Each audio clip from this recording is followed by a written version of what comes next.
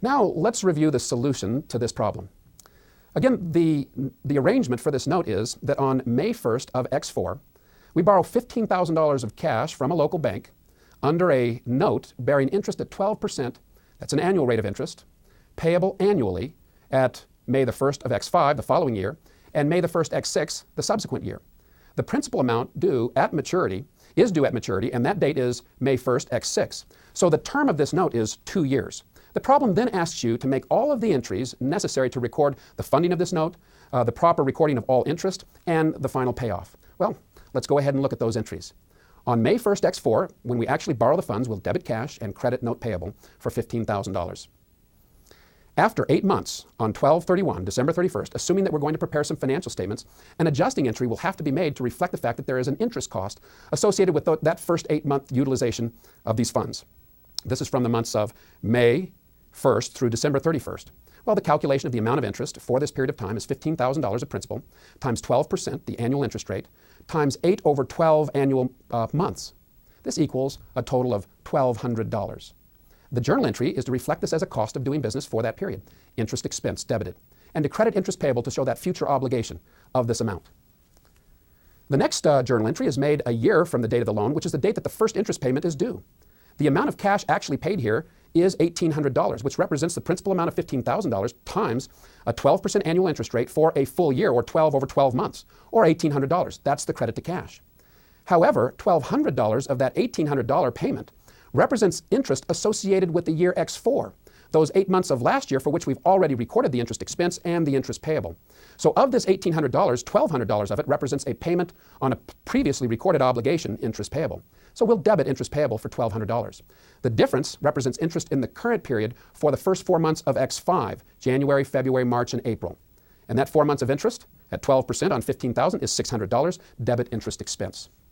Now the next payment isn't made until maturity, 5/1/X6, but we still need to make an adjusting entry at the end of X5 to properly record all of the cost of borrowing or interest expense associated with the year X5.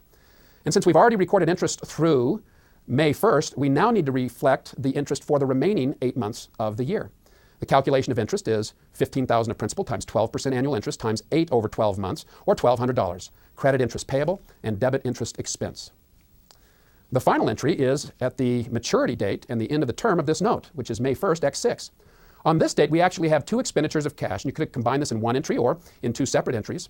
At this point in time, we are going to pay the interest due for the previous 12 months.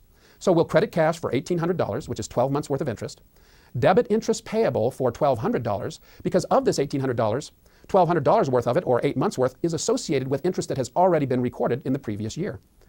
The remaining $600 is the interest cost for the first 4 months of the current year and needs to be reflected as an expense in this year, debit interest expense for $600. In addition, at the maturity date, we pay off, or are supposed to pay off, the full amount of the note payable, or the principal amount. So we'll credit cash for $15,000 as we remit that payment, and then we debit notes payable for $15,000 to show its payoff. The second part of this problem asks you to determine the amount of interest expense recognized in each of the years 20X4, 20X5, and 20X6, along with the total interest expense recognized over the entire term of the note. Well, going back to the actual journal entries year by year, I've discovered that in the year 20X4, we had a debit to interest expense for $1,200. That represents the cost of interest, or the cost of borrowing money, really, for the last 8 months of X4, May through December, which amounted to $1,200. In the year 20X5, we borrowed the money for that entire year, and so there should be 12 months worth of interest. And in fact, when I look at my journal entries, I see that the total, given the 2 entries made, one at the date of payment on May 1st, and also the adjusting entry at December 31st, gives me a total of $1,800 worth of interest, which is 12 months worth. Then in the last year of this note, 20X6, there should be interest reflected for the first 4 months of that year through the date of maturity, January through April, or to May 1st. And in fact, it was recorded at $600. The total interest expense on this note over the entire 2-year term, if we add up the annual amounts, is $3,600. Does that make sense? Well, it should if we take $15,000 of principal and multiply it times a 12% annual interest rate, and then determine the interest cost over 2 years, or 24 months over an annual period of 12 months, the amount of interest that we should be reflecting over the 2-year term combined is $3,600.